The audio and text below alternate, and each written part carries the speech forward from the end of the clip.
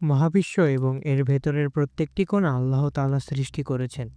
সর্বপ্রথম আল্লাহ তাআলাই ছিলেন। আল্লাহ ব্যতীত কোনো কিছুরই অস্তিত্ব ছিল না। এমন কোনো মুহূর্ত নেই যখন আল্লাহ তাআলা বিরাজ করতেন না। তিনি ব্যতীত কোনো বাস্তবতা ছিল না। কোনো এক পর্যায়ে আল্লাহ তাআলা সিদ্ধান্ত নিলেন, তিনি সৃষ্টি করবেন। আল্লাহ তার আরশ সৃষ্টি করলেন, পানি সৃষ্টি করলেন, কলম সৃষ্টি করলেন এবং সেই কলমকে আদেশ করলেন, কলম তুমি লেখো। তখন কলম বলে উঠল, আমার রব, আমি কি লিখব? আল্লাহ তাআলা বললেন, সময়ের শেষ পর্যন্ত, তথ্যাংশ কিয়ামত পর্যন্ত যা কিছু ঘটবে সব কিছু তুমি লিখো। মহাবিশ্ব তৈরির 50,000 বছর আগেই আল্লাহর হুকুমে সেই কলম সব কিছুর নিয়তি লিখে রেখেছিল। 50,000 বছর পর আল্লাহ আসমান এবং জমিন সৃষ্টি করলেন। أولم ير الذين كفروا أن السماوات والأرض كانتا رتقا ففتقناهما وجعلنا من الماء كل شيء حي أفلا يؤمنون অতঃপর এক পর্যায়ে আল্লাহ তাআলা সৃষ্টি করলেন ফেরেশতাদের। নূর থেকে তৈরি আল্লাহরই অপূর্ব সৃষ্টি। প্রবৃত্তিগতভাবে তারা সব সময় আল্লাহ তাআলার ইবাদতই করে এবং আল্লাহ তাআলার হুকুমের অমান্য করে না। এবং তাদের মধ্যে থেকে সর্বপ্রথম এবং সর্বশ্রেষ্ঠ হলেন হযরত জিবরাইল আলাইহিস সালাম। আল্লাহ নূর থেকে ফেরেশতা তৈরি করার পর আরও কিছু সময় পার হলো এবং এরপর এক নতুন জাতি সৃষ্টি করলেন এবং তাদের সৃষ্টি করলেন এক ধরনের ধোঁয়াবিহীন আগুন থেকে এবং এই জাতির নাম হলো জিন। ফেরেশতা এবং জিনদের মধ্যে পার্থক্য হলো, জিন জাতি প্রবৃত্তিগতভাবেই আল্লাহর ইবাদত করে না, বরং তারা চাইলে আল্লাহর হুকুম অমান্য করতে পারে। আল্লাহ জিনদের দুনিয়াতে খলিফা হিসেবে পাঠিয়েছিলেন। আগুন থেকে তৈরি এই সৃষ্টি ছিল উত্তেজনাপ্রবণ। তারা ঘন ঘন যুদ্ধ ও খুনাখুনিতে লিপ্ত হতে লাগলো এবং দুনিয়াতে অন্যায় অনাচার ছড়িয়ে পড়ল। কিছু পুণ্যবান জিন থাকা সত্ত্বেও বেশিরভাগ জিন আল্লাহকে অমান্য করতে লাগলো। কিন্তু একজন জিন ছিল যে বিশেষভাবে আল্লাহর ইবাদত করত এবং আল্লাহর নৈকট্য লাভ করার চেষ্টা করত। এক পর্যায়ে তার ইবাদতের পুরস্কার স্বরূপ আল্লাহ তাকে তার এতটা কাছে আসার অনুমতি দিলেন যে সে ফেরেশতাদের অবস্থানে গিয়ে আল্লাহর ইবাদত করার সুযোগ পেল। অন্যদিকে দুনিয়াতে জিন জাতির অপকর্ম চলতে থাকায় আল্লাহ তাআলা ফেরেশতাদের হুকুম দিলেন দুনিয়াতে গিয়ে সেই জিনদের বিতাড়িত করার জন্য। এই দায়িত্ব পালন করার জন্য ফেরেশতাদের সাথে পাঠানো হলো সেই পূর্ণবান জিনকে। দুনিয়ায় অন্যায় অনাচার সৃষ্টিকারী জিনদের ফেরেশতারা ধ্বংস করল এবং খুব অল্প সংখ্যক জিন রেহাই পেল। আল্লাহর হুকুম পালন করে ফেরেশতারা আসমানে ফিরে আসলো এবং তাদের সাথে সেই পূর্ণবান জিনও ফিরে আসলো।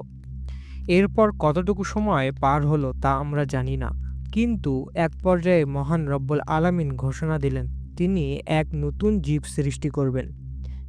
وإذ قال ربك للملائكة إني جاعل في الأرض خليفة قالوا أتجعل فيها من يفسد فيها ويسفك الدماء ونحن نسبح بحمدك ونقدس لك قال إني أعلم ما لا تعلمون যখন আল্লাহ তাআলা ঘোষণা দিলেন তিনি মানুষ সৃষ্টি করবেন, তখন ফেরেশতারা অবাক হয়ে যায়, কারণ তারা দেখেছিল স্বাধীন ইচ্ছাশক্তি সম্পন্ন জিন দুনিয়াতে কত অন্যায় অনাচার করেছিল। তারা জানত মানুষকেও যদি স্বাধীন ইচ্ছাশক্তি দেওয়া হয় তাহলে তারাও পৃথিবীতে একই রকম অন্যায় অনাচারে লিপ্ত হবে। তবুও কেন আল্লাহ তাদের সৃষ্টি করবেন? তারা আল্লাহর সিদ্ধান্তের উপর প্রশ্ন তুলছিল না, বরং তাদের বিস্ময় প্রকাশ করছিল। আল্লাহ খুব সহজভাবেই বোঝালেন তার কাছে এমন জ্ঞান রয়েছে যা ফেরেশতাদের কাছে নেই। তথ্যাংশ মানুষকে সৃষ্টি করার পর তারা দুনিয়াতে নানা ধরনের অপকর্মে লিপ্ত হলেও তাদের সৃষ্টি করার পেছনের কারণ রয়েছে। অতঃপর আল্লাহ নিজ হাতে আদম আলাইহিস সালামকে সৃষ্টি করলেন এবং তাকে সৃষ্টি করলেন মাটি থেকে এবং তার দৈহিক গঠন সম্পূর্ণ করার পর তার ভেতর রূহ বা আত্মা ফুঁকে দিলেন এবং তিনি আদম আলাইহিস সালামকে সবকিছুর নাম শেখালেন। وعلم آدم الأسماء كلها ثم عرضهم على الملائكة فقال أنبئوني بأسماء هؤلاء إن كنتم صادقين এবং তিনি ফেরেশতাদের হুকুম দিলেন আদম আলাইহিসসালামকে সেজদা করার জন্য। ফেরেশতাদের আসনে তখন সেই পূর্ণবান জিনেরও জায়গা ছিল। সেই আদেশটি তার উপরও প্রযোজ্য ছিল। কিন্তু প্রতিটি ফেরেশতা তৎক্ষণাৎভাবে আদম আলাইহিসসালামকে সেজদা করলেও সেই জিন তাকে সেজদা করল না। প্রথমবারের মতো কেউ আল্লাহর উপস্থিতিতে আল্লাহর হুকুম অমান্য করল। إذ قال ربك للملائكة إني خالق بشرا من طين فإذا سويته ونفخت فيه من روحي فقعوا له ساجدين فسجد الملائكة كلهم أجمعون إلا إبليس استكبر وكان من الكافرين এবং সাথে সাথে তার এত বছরের ইবাদতের উদ্দেশ্য প্রকাশ পেল। সে আল্লাহকে বেশি বেশি ইবাদত করার মাধ্যমে আল্লাহর ভালোবাসা কামনা করেনি, কামনা করেছিল মর্যাদা ও সম্মান। আগুনের তৈরি জিন হয়ে ইবাদতের মাধ্যমে নূরের তৈরি ফেরেশতাদের মধ্যে জায়গা করে সে এতটা অহংকারী হয়ে গিয়েছিল যে সে মাটির তৈরি আদম আলাইহিসসালামকে সেজদা করাকে ছোট করে দেখল। সে যে গোটা বিশ্বের স্রষ্টা মহান রব্বুল আলামিনের আদেশ অমান্য করার মাধ্যমে সবচেয়ে অপদস্থ স্থানে পৌঁছে গিয়েছিল তা সে বুঝতে পারল না।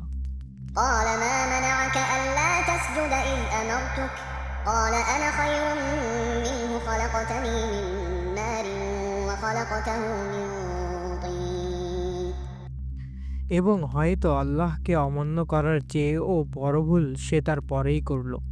সে আল্লাহর রহমত এবং অনুগ্রহের ব্যাপারে হতাশ হয়ে গেল। সে ধরেই নিল সে যে ভুল করেছে এর থেকে আল্লাহ তাকে আর কোনোদিন ক্ষমা করবেন না। এই হতাশ হয়ে যাওয়াকে আরবিতে বলে আবলাসা, এবং সেই থেকে তার নাম হয়ে গেল ইবলিস। অতঃপর আল্লাহ ইবলিসকে বিতাড়িত করলেন। ইবলিসের মনে এত প্রবল হিংসা আর ক্রোধ জন্ম নিল যে সে অভিশাপের মুহূর্তে আল্লাহর কাছে দোয়া করে ফেলল। কিন্তু সে মাগফিরাতের জন্য দোয়া করল না, বরং আল্লাহর কাছ থেকে কিছু সময় রেহাই চাইল, যেন সে আল্লাহর কাছে প্রমাণ করতে পারে মানব জাতি কতটা খারাপ। এবং মহান রব্বুল আলামিন এত বেশি দয়াশীল, তার সৃষ্টিকে তিনি এতটাই ভালোবাসেন যে তার সরাসরি হুকুম অমান্য করার পর ইবলিস যখন তার কাছেই দোয়া করল, তিনি তার দোয়া কবুল করলেন। এরপর ইবলিসকে কিছু সময় রেহাই দেওয়া হলো এবং আল্লাহ তাআলা আদম আলাইহিসসালামকে জান্নাতে প্রবেশ করালেন এবং তিনি সেখানে তার রবের নেয়ামত উপভোগ করতে লাগলেন।